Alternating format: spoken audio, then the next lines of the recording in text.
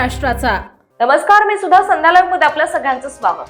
लोणी काळभोर पुणे येथे परिसरातील मुळा-मुठा नदीच्या पात्रात अवैधरित्या टाकण्यात येणाऱ्या कचऱ्याला शुक्रवारी सकाळी भीषण आग लागल्याची घटना समोर आली। या आगीमुळे परिसरात प्रचंड विषारी धुराचे लोट पसरले असून श्वास घेण्यास त्रास झाल्याने MIT शिक्षण संकुलातील काही विद्यार्थ्यांना शुक्रवारी मध्यरात्री जवळच्या रुग्णालयात भरती करावे लागले।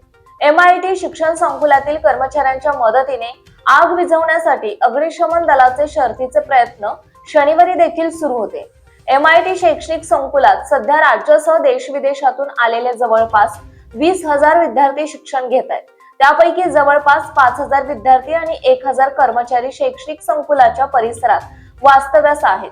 नदीपात्रात टाकलेल्या कचऱ्याला लागलेली आग अग्निशमन दलाने शुक्रवारी दिवसभर प्रयत्न करूनही विझवता आली नाही। त्यामुळे रात्री ती आणखी वाढून विषारी धुराचे प्रचंड मोठे लोट परिसरात जमा झाले। त्यामुळे वसतिगृहातील तसेच परिसरातील नागरिकांना श्वास घेण्यास त्रास होणे, डोळ्यांची जळजळ होणे, घसा बसणे इत्यादी त्रास झाला। तसेच शिक्षण संकुलातील विद्यार्थ्यांना विषारी धुरामुळे शुक्रवारी मध्यरात्री अस्वस्थ वाटू लागल्याने त्यांना तातडीने जवळच्या रुग्णालयात भरती करण्यात आलं। विषारी वायूच्या लोटांमुळे परिसरातील दृश्यमानता प्रचंड कमी झाली। याचा परिणाम शनिवारी पहाटे पुणे-सोलापूर महामार्गावरील वाहतुकीवरही झाला।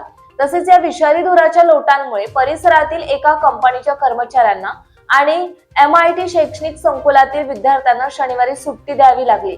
शनिवारी परिस्थितीचे गांभीर्य ओळखून लोणी काळभोर आणि कदमवाक वस्ती ग्रामपंचायतीचे सरपंच, जिल्हा परिषद आणि पंचायत समिती सदस्य, पोलीस पाटील आणि स्थानिक अधिकाऱ्यांनी घटनास्थळी भेट देत परिस्थितीचा आढावा घेतला।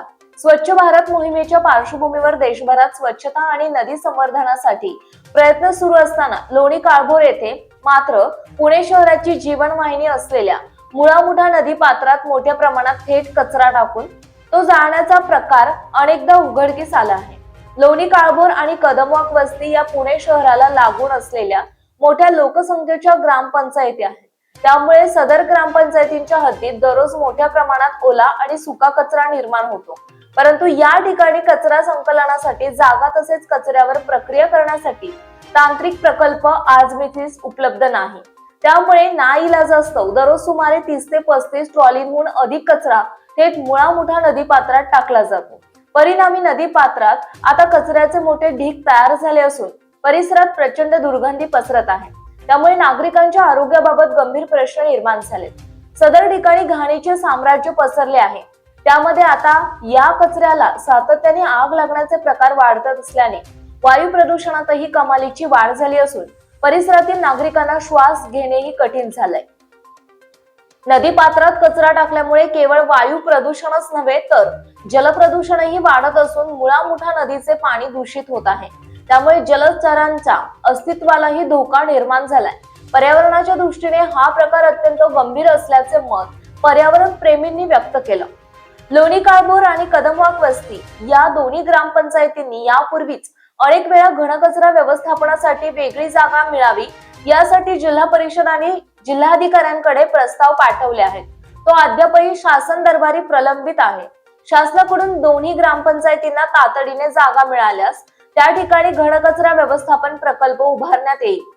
त्यामुळे मुळा-मुठा नदीपात्रात थेट कचरा टाकणे बंद होईल आणि पर्यावरणाचा ऱ्हास थांबून परिसरातील नागरिकांचे आरोग्य अबाधित राहील। चित्तरंजन गायकवाड, माजी सरपंच, कदमवाक वस्ती ग्रामपंचायत, हे म्हणाले, पुणे शहराची जीवनवाहिनी असलेल्या मुळा-मुठा नदीपात्रात थेट कचरा टाकणे ही अत्यंत गंभीर बाब आहे।